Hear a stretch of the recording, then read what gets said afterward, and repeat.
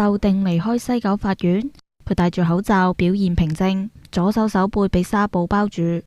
可伯何太星期五因為互相襲擊而被捕，佢哋分別被控有意圖而傷人同埋傷人罪。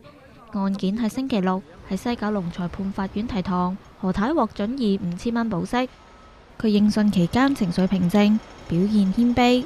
裁判官批准何太保釋，期間不得直接又或者間接接觸控方證人，不得離港，不得返回案發地點，同埋每個星期3次去到屯門警署報到。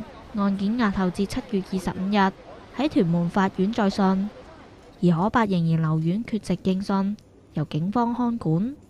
可伯何太星期五懷疑因為生活問題而起爭執，喺屯門青田村清順樓互相襲擊。